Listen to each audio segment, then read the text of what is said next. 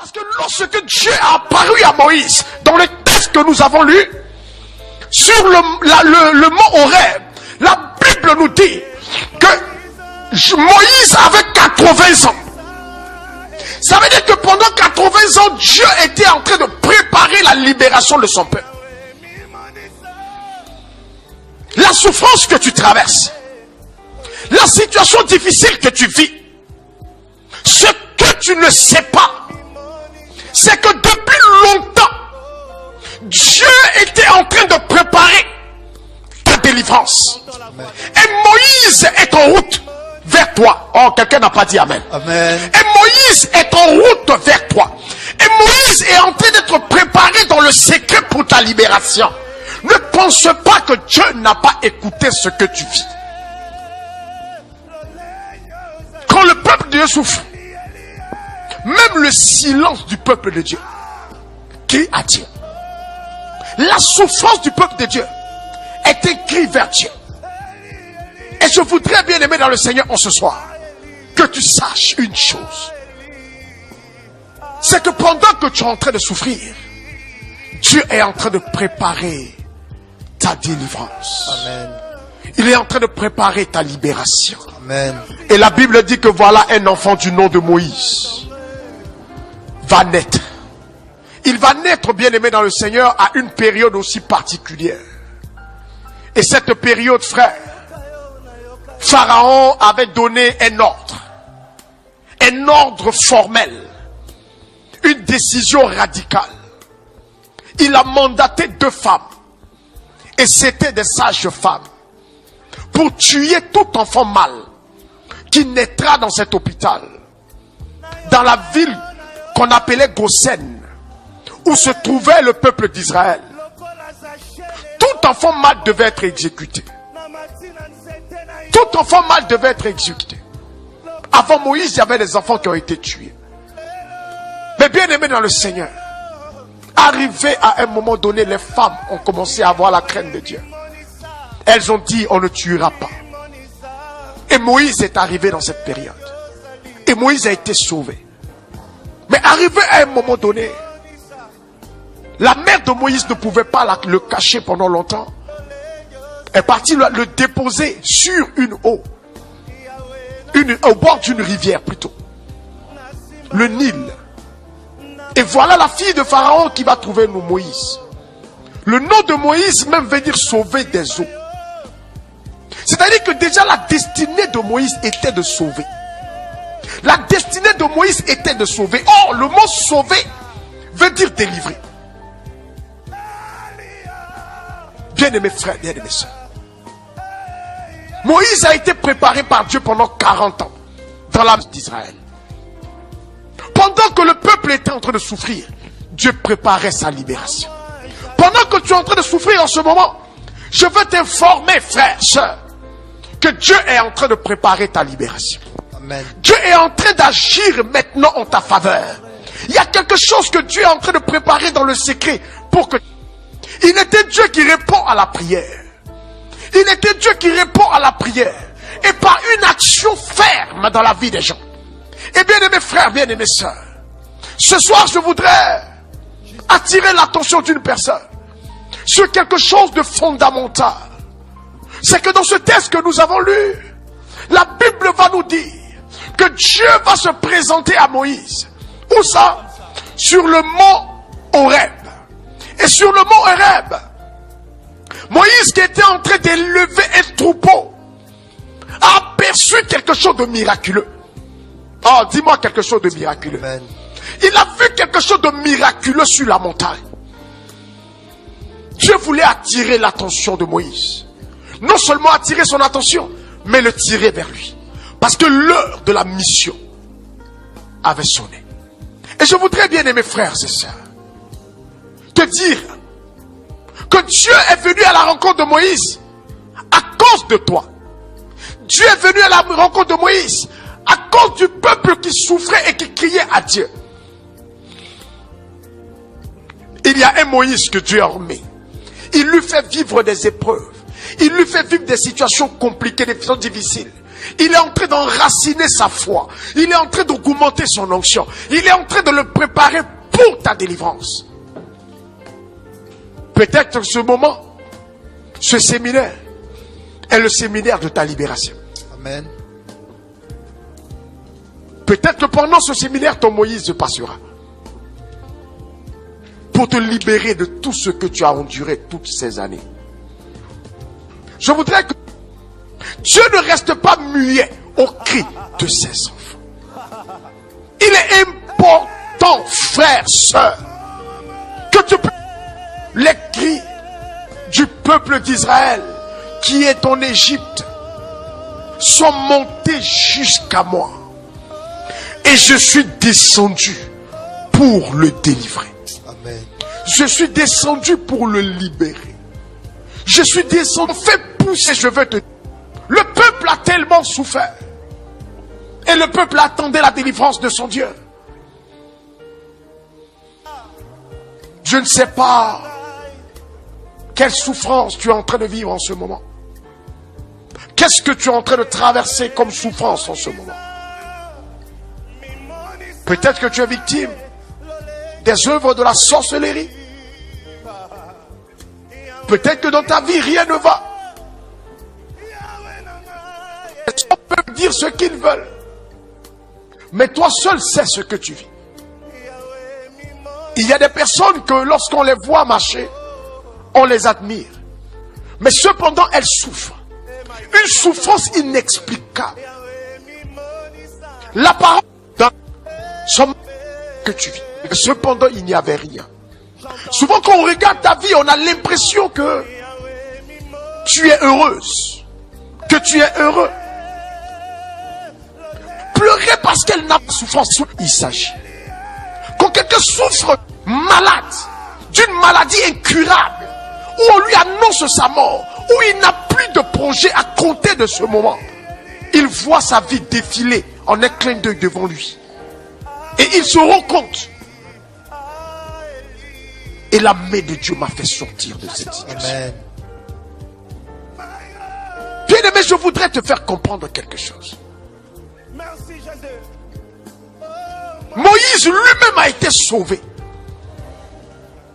Il a été délivré par Dieu. Et cet homme pouvait savoir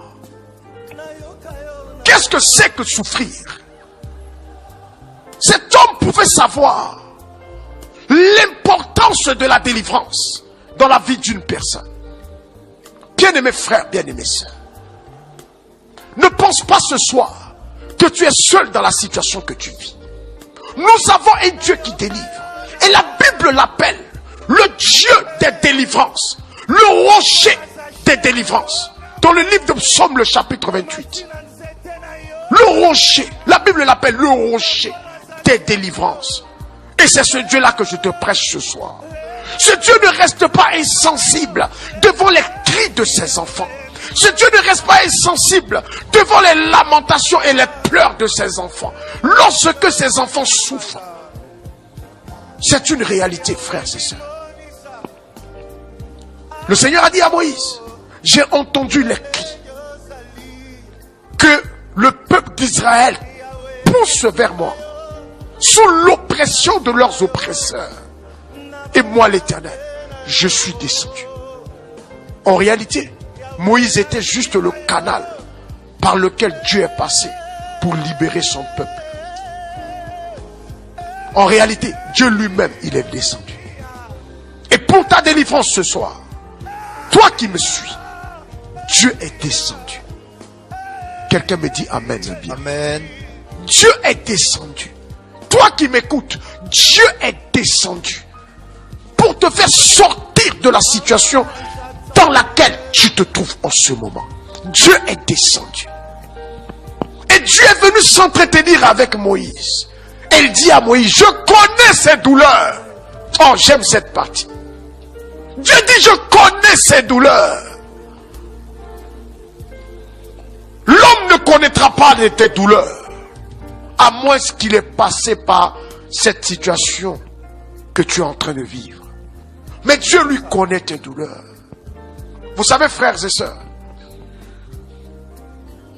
lorsque l'homme est dans le creux de la souffrance, arrivé à un moment donné, il a l'impression que Dieu l'a abandonné. Il a l'impression que Dieu l'a délaissé. Il a l'impression que sa vie ne compte pas devant Dieu. Mais c'est faux. C'est faux. Beaucoup pleurent. Beaucoup prient et disent Seigneur, abandonné. En réalité, frères et sœurs, Jésus n'avait pas été abandonné par son Père. Parce que quand nous prenons le livre de 2 Corinthiens, le chapitre 5, le verset 19, la Bible dit ceci. Dieu était avec Christ à la croix, sauvant le monde. Waouh! Mais cependant, Christ a crié à la croix. Père, Père, pourquoi m'as-tu abandonné? Lorsque l'homme est dans le creux de la souffrance, lorsque l'homme traverse des moments difficiles, l'homme a toujours tendance à croire que Dieu l'a délaissé. Parce que lorsque Dieu a apparu à Moïse, dans le texte que nous avons lu, sur le mont Horeb, la Bible nous dit que Moïse avait 80 ans. Ça veut dire que pendant 80 ans, Dieu était en train de préparer la libération de son peuple. La souffrance que tu traverses, la situation difficile que tu vis, ce que tu ne sais pas, c'est que depuis longtemps, Dieu était en train de préparer ta délivrance. Amen. Et Moïse est en route vers toi. Oh, quelqu'un n'a pas dit Amen. Amen. Et Moïse est en route vers toi. Et Moïse est en train d'être préparé dans le secret pour ta libération. Ne pense pas que Dieu n'a pas écouté ce que tu vis. Quand le peuple de Dieu souffre, même le silence du peuple de Dieu crie à Dieu. La souffrance du peuple de Dieu est un cri vers Dieu. Et je voudrais bien aimer dans le Seigneur en ce soir que tu saches une chose. C'est que pendant que tu es en train de souffrir, Dieu est en train de préparer ta délivrance. Amen. Il est en train de préparer ta libération. Amen. Et la Bible dit que voilà un enfant du nom de Moïse va naître. Il va naître, bien aimé dans le Seigneur, à une période aussi particulière. Et cette période, frère, Pharaon avait donné un ordre formel, une décision radicale. Il a mandaté 2 femmes, et c'était des sages femmes, pour tuer tout enfant mâle qui naîtra dans cet hôpital, dans la ville qu'on appelait Goshen, où se trouvait le peuple d'Israël. Tout enfant mâle devait être exécuté. Tout enfant mâle devait être exécuté. Avant Moïse, il y avait des enfants qui ont été tués. Mais bien aimés dans le Seigneur, arrivé à un moment donné, les femmes ont commencé à avoir la crainte de Dieu. Elles ont dit, on ne tuera pas. Et Moïse est arrivé dans cette période. Et Moïse a été sauvé. Mais arrivé à un moment donné, la mère de Moïse ne pouvait pas le cacher pendant longtemps. Elle est partie le déposer sur une eau. Au bord d'une rivière plutôt. Le Nil. Et voilà la fille de Pharaon qui va trouver Moïse. Le nom de Moïse même veut dire sauver des eaux. C'est-à-dire que déjà la destinée de Moïse était de sauver. La destinée de Moïse était de sauver. Or, le mot sauver veut dire délivrer. Bien-aimés frères, bien-aimés sœurs, Moïse a été préparé par Dieu pendant 40 ans dans l'âme d'Israël. Pendant que le peuple était en train de souffrir, Dieu préparait sa libération.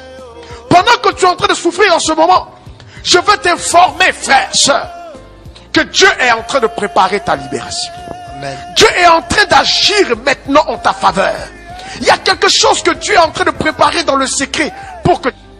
Il était Dieu qui répond à la prière. Il était Dieu qui répond à la prière. Et par une action ferme dans la vie des gens. Et bien aimés frères, bien aimés sœurs, ce soir je voudrais attirer l'attention d'une personne sur quelque chose de fondamental. C'est que dans ce texte que nous avons lu, la Bible va nous dire que Dieu va se présenter à Moïse. Où ça? Sur le mont Horeb. Et sur le mont Horeb, Moïse qui était en train d'élever un troupeau a aperçu quelque chose de miraculeux. Oh, dis-moi quelque chose de miraculeux. Amen. Il a vu quelque chose de miraculeux sur la montagne. Dieu voulait attirer l'attention de Moïse. Non seulement attirer son attention, mais le tirer vers lui. Parce que l'heure de la mission avait sonné. Et je voudrais, bien aimer frères et sœurs, te dire que Dieu est venu à la rencontre de Moïse à cause de toi. Dieu est venu à la rencontre de Moïse à cause du peuple qui souffrait et qui criait à Dieu. Il y a un Moïse que Dieu a armé. Il lui fait vivre des épreuves. Il lui fait vivre des situations compliquées, des situations difficiles. Il est en train d'enraciner sa foi. Il est en train d'augmenter son onction. Il est en train de le préparer pour ta délivrance. Peut-être ce moment, ce séminaire est le séminaire de ta libération. Amen. Peut-être que pendant ce séminaire, ton Moïse se passera. Pour te libérer de tout ce que tu as enduré toutes ces années. Je voudrais que Dieu ne reste pas muet au cri de ses enfants. Il est important, frères, sœurs, que tu peux... Les cris du peuple d'Israël qui est en Égypte sont montés jusqu'à moi. Et je suis descendu pour le délivrer. Amen. Je suis descendu pour le libérer. Je suis descendu, fais pousser, je veux te... Le peuple a tellement souffert. Et le peuple attendait la délivrance de son Dieu. Je ne sais pas quelle souffrance tu es en train de vivre en ce moment. Qu'est-ce que tu es en train de traverser comme souffrance en ce moment? Peut-être que tu es victime des œuvres de la sorcellerie. Peut-être que dans ta vie, rien ne va. Les gens peuvent dire ce qu'ils veulent. Mais toi seul sais ce que tu vis. Il y a des personnes que lorsqu'on les voit marcher, on les admire. Mais cependant, elles souffrent. Une souffrance inexplicable. La parole dans ce que tu vis. Et cependant, il n'y avait rien. Souvent, quand on regarde ta vie, on a l'impression que tu es heureuse. Que tu es heureux. Pleurer parce qu'elle n'a pas de souffrance. Il s'agit. Quand quelqu'un souffre malade, d'une maladie incurable, où on lui annonce sa mort, où il n'a plus de projet à compter de ce moment, il voit sa vie défiler en un clin d'œil devant lui. Et il se rend compte. Et la main de Dieu m'a fait sortir de cette situation. Amen. Bien-aimé, je voudrais te faire comprendre quelque chose. Moïse lui-même a été sauvé. Il a été délivré par Dieu. Et cet homme pouvait savoir qu'est-ce que c'est que souffrir.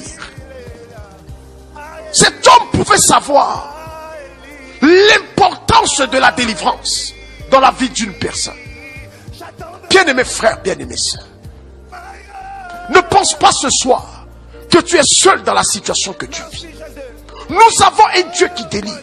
Et la Bible l'appelle le Dieu des délivrances. Le rocher des délivrances. Dans le livre de Psaume, le chapitre 28.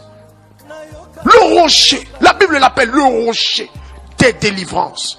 Et c'est ce Dieu-là que je te prêche ce soir. Ce Dieu ne reste pas insensible devant les cris de ses enfants. Ce Dieu ne reste pas insensible devant les lamentations et les pleurs de ses enfants. Lorsque ses enfants souffrent, c'est une réalité, frères et sœurs. Le Seigneur a dit à Moïse, j'ai entendu les cris que le peuple d'Israël pousse vers moi sous l'oppression de leurs oppresseurs. Et moi, l'Éternel, je suis descendu. En réalité, Moïse était juste le canal par lequel Dieu est passé pour libérer son peuple. En réalité, Dieu lui-même, il est descendu. Et pour ta délivrance ce soir, toi qui me suis, Dieu est descendu.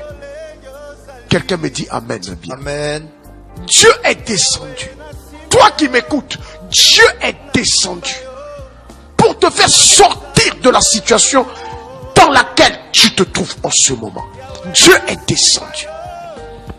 Et Dieu est venu s'entretenir avec Moïse. Et il dit à Moïse, je connais ses douleurs. Oh, j'aime cette partie. Dieu dit, je connais ses douleurs.